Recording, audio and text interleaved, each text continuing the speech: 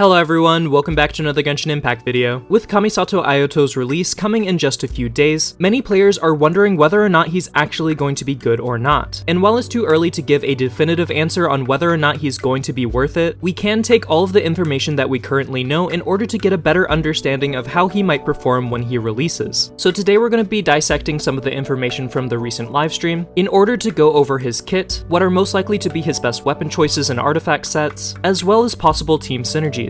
And then towards the end of the video, I'll try to give you guys my personal opinion on Ayato and whether or not he'll probably be worth your primos. Please keep in mind that since this is a pre-release analysis, my opinions might change once he actually releases, and I typically recommend waiting at least 1 to 2 days after a character releases to make a final decision, but hopefully this video will at least give you a better understanding of how he works and whether or not he'll be a good fit for your account. Like always, if you do end up finding the video helpful at all, please feel free to leave me a like and comment down below. It does help me boost into the YouTube algorithm and I'd greatly appreciate it. And if you want to see more Genshin Impact content, make sure to hit that subscribe button and click that notification bell. But with all that out of the way, let's get into the video. Starting with Ayato's kit, I'm going to say this straight up, I think that his normal and charge attacks are going to be something that you can pretty much ignore. While Ayato is completely focused on normal attacks, it's looking like his normal and charge attacks and his skill damage multipliers are going to be completely separate, so unless you're infusing his normal and charge attacks with characters like Chongyun or C6 Bennett, this talent really isn't going to see that much use. In fact, as long as you have other decent sub-DPS units, it's looking like you can probably leave his normal and charge attacks at talent level 1, and instead hyper-focus into his skill and burst talents. I think that this can be seen as either a positive or a negative depending on how you're looking at it. On the one hand, it kinda sucks that one of his talents is basically useless, but on the other hand, plenty of characters are similar to this, such as Xiangling, Kazuha, and even the Raiden Shogun. So it isn't exactly outside of the norm or a deal breaker. Plus, by not focusing on his normal and charge attacks, you can funnel everything into his skill and burst, and therefore don't have to use nearly as many resources. I'm personally planning on only raising his normal attacks up to talent level 6, and then allocating all of his other talent materials into his skill and burst. So if you're going to be a diehard Ayato main, then you can feel free to level it up, but otherwise it's probably not worth your time. Moving on to his elemental skill, this seems to be his main damage source. When Ayato uses his skill Kyoka, he'll enter a new fighting stance. In this stance, all of Ayato's normal attacks will become lightning fast and infused with Hydro, and when these attacks hit enemies, it will grant him the Nami-sen effect, increasing the damage from his watery blades based off of his total HP, and it looks like at C0 he'll be able to stack this effect up to 4 times. It's also important to note that when he activates his skill, he'll summon a watery illusion of himself that can pop and deal AoE Hydro damage to all enemies in range. It was also stated that when Ayato unlocks his first passive, that when he activates his skill and when his water illusion hits enemies, he'll gain a set amount of Nami-sen stacks, making it much easier for him to reach his maximum damage potential a lot quicker. However, keep in mind that just like characters like Yoimiya and Hu Tao, if you switch Ayato off the field, then you're going to lose all of the effects from his skill. So it's going to be very important to keep him on field for the entire duration of his skill if you want to maximize his damage. Alright, and lastly we have Ayato's Burst, Tsuyu. Ayato's Burst unveils a Garden of Purity that rains down bloom water blades that'll periodically hit enemies. On top of this, all party members that are within the burst radius will have their normal attack damage increased. So you'll definitely want to make sure that you're using his burst right before using the character that you want to be dealing the most amount of damage, whether this be another normal attacker like Yoimiya or Ayato himself.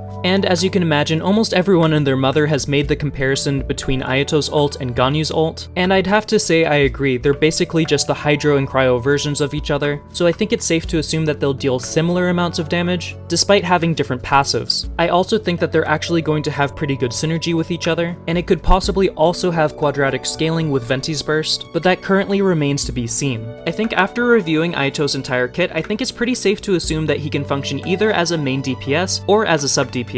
If you run him as a main DPS, it seems like you're going to want to set up with all of your other characters first, then switch to Ayato, use his burst in order to increase his normal attack damage, then activate Ayato's skill in order to deal as much damage as possible. If you have other off-field damage dealers, then they should be proccing elemental reactions every time that Ayato uses his skill, or whenever his elemental burst hits an enemy. Alternatively, if you're using him as a sub DPS, you can activate your burst and then switch to your main damage dealer to deal the majority of your damage, and then when your main damage dealer is on cooldown, then you can switch to Ayato and use his elemental skill and then rinse and repeat. I personally really like this because this means that he'll be pretty flexible on a lot of different team comps, and you can kind of mold him to be whatever you need him to be. However, a lot of this does directly depend on whether or not his damage multipliers are actually good enough to pull this off, so we'll have to wait until his official release to know just how powerful he actually is. Okay, but now that we've reviewed his kit, let's talk about his possible weapon choices. Just like always, Ayato is going to be getting a signature weapon. However, besides its name, there's very little known about this sword. Based on what we know about Ayato's kit, we can probably guess that it is going to increase his normal attack damage in some way, but besides that, as of recording, there just isn't that much official information out. So while I'm almost entirely sure that this will be his best in slot, it's pretty hard to know by how much. However, since we do know a lot about his kit, we can still go over what other weapons are probably going to be good options. Starting with 5-star options, I do think that the Primordial Jade Cutter is probably going to be his next best weapon, because not only does it give you an amazing 44.1% crit rate at level 90, but at Refinement rank 1 it also increases your HP by 20%, and additionally provides an attack bonus based off of 1.2% of the wielder's max HP. And as we stated earlier, Ayato's normal attack damage during his skill does scale off of his max HP, so while this weapon doesn't typically increase normal attack damage, it actually does for Ayato. So if you aren't planning on getting his signature weapon but you do have the Primordial Jade Cutter, I definitely recommend using it. Or if you aren't already using it on Ayaka, you could always use the Mist Splitter Reforged, because not only does it have an insane base attack of 674, but it also gives you 44.1% crit damage, and can give you up to 40% extra elemental bonus damage if you manage to stack all the passives. And since Ayato is able to infuse his normal attacks with Hydro, he should be able to pull this off. However, if you don't have any 5-star options available, there are a few 4-stars that are still going to be very good on him. First and foremost, the Battle Pass weapon, the Black Sword, is probably going to be his best 4-star option. This is because not only does it give you a crit rate substat, but it also increases your normal and charge attack damage. And since normal attack damage is the majority of Ayato's damage, this is probably going to be his best 4-star weapon by a long shot. However, if you don't want to pay for the Battle Pass, you can always save up in the Masterless Star Glitter shop for the Blackcliff Longsword, since it does give you a decent amount of crit damage. Or just like Ayaka, you can opt to use the Amanome Kageuchi, since it'll give you a nice boost to your attack stat, while also refunding energy back to Ayato every time he uses his burst. And since Ayato is probably going to have a high cost burst, this could be very useful. I also want to quickly mention the Lion's Roar because I actually think it's going to be a decent option on him. I wouldn't recommend it unless you're using him on a taser team, but if you do, you can always make sure that the enemy is constantly afflicted with Electro, thus increasing your damage by up to 36% at Refinement rank 5. But if you don't have any of these 4 or 5-star options available, you can always run the Harbinger of Dawn or the Cold Steel until you get better options down the line. As for artifacts, there is a new set that is being introduced into the game that seems to be tailor-made for him. It's called Echoings of an Offering, and the 2-piece set increases your attack by 18%, while the 4-piece set makes it so that when a normal attack hits an opponent, there's a 36% that it will trigger Valley Right, which will increase normal attack damage by 70% of your attack. This effect will be dispelled directly after a normal attack deals damage, and if a normal attack fails to trigger Valley Right, then the odds of it triggering the next time will be increased by 20%. This trigger can occur every 0.2 seconds. If I'm being completely honest, it's a little bit hard to gauge just how good this artifact set is going to be, mainly because it seems to be so RNG dependent. 70% is a huge damage multiplier, but it seems like it's completely based on chance when it's actually going to take effect, meaning that if you're trying to time it with elemental reactions, it's going to be next to impossible, especially since we don't know how volatile his ICDs are going to be.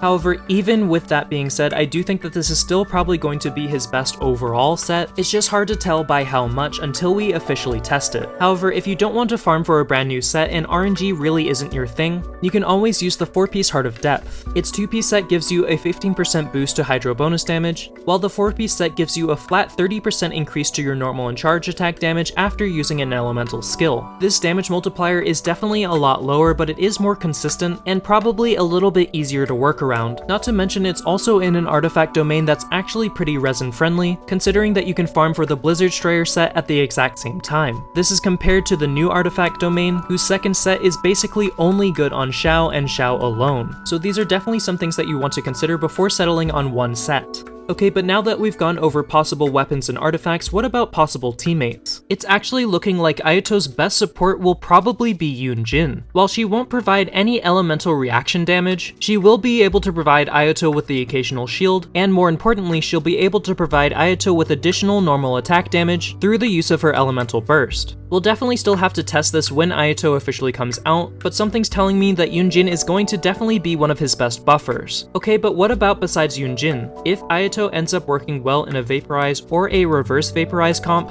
then the standard Bennett and Xiangling combo is probably going to be the best option. However, this does completely depend on what his ICDs look like, so it remains to be seen whether or not he'll be a suitable replacement for Child. However, while Vaporize is a very powerful elemental reaction, something is telling me that Ayato might actually be better utilized in a Freeze or an Electrocharged comp. I think this is mainly because you don't have to worry about his internal cooldowns, and instead focus on bursting down your enemies while they're frozen solid or while they're taking passive damage. With Freeze teams, he actually has a fair amount of options. If you're looking for a dual DPS, you can always run Ganyu or Ayaka since they output a lot of damage, or if you simply need off-field cryo application, you can always run Rosaria, Kaya, or Diona, but something's telling me that Chongyun is actually going to be a decent option as well, considering that he can turn all of Ayato's standard normal and charge attack damage into cryo, while also increasing Ayato's normal attack speed by 8% through the use of one of his passives. And if you pair them with Shenhe, you can increase his normal attack damage even further through the use of her skill, which could be a great way of dealing with enemies whenever his skill is on cooldown. That's definitely something that I want to test out and see if it's a viable option. As for a taser team, I do think that the standard Fischl and Beidou duo is probably going to be really good with him, but I also think that Raiden Shogun and Yae Miko will also be decent options as sub DPS units. As for Anemo Swirlers, in order to decrease enemies' resistance to Hydro, I think that Kazuha's definitely going to be his best option since he can also boost his elemental bonus damage, but I think that Venti and Sucrose are also decent options, or if you need a healer you can always run Sayu or Jean, and I think that Jean is going to be especially good if you do have her Constellation 2, since it increases your movement speed and your attack speed by 15%. I also want to quickly mention Xingqiu, because if you do have his Constellation 2, you can decrease enemies' resistance to Hydro by 15% whenever you use his burst. Plus, if you have the Sacrificial Sword, you can use him as a battery for Ayato since he has such a high cost burst. There might be a few other characters that he might also be good with that I didn't mention, but these are the main synergies that I'm seeing without testing. Okay, but now that we've gone over everything from his kit to his team synergies, it's time to ask the question, will he actually be good? Based on what I'm seeing, I think that he's going to be at least decent. In terms of DPS, I'm unsure of whether or not he's going to reach the levels of Ganyu, Ayaka, Raiden Shogun, and Hu Tao, and that's mainly just because we don't know his damage multipliers, and we don't know how reliable his ICDs will be. For example, if he was able to vaporize on every single hit,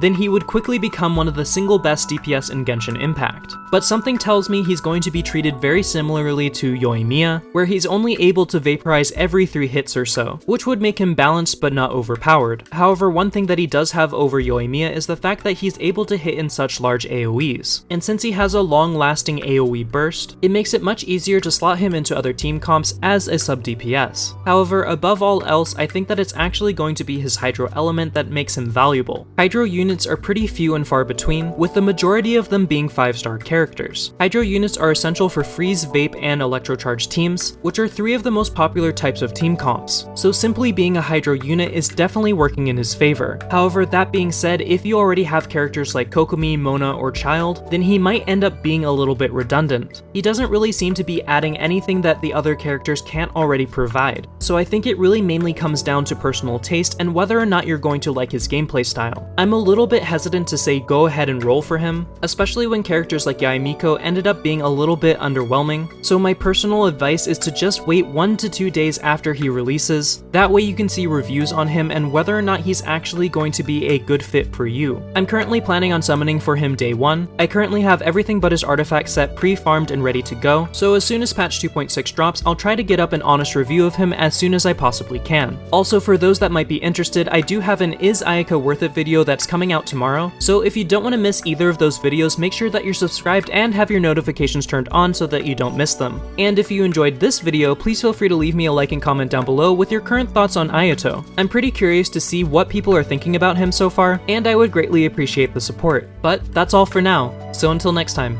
best wishes, bye.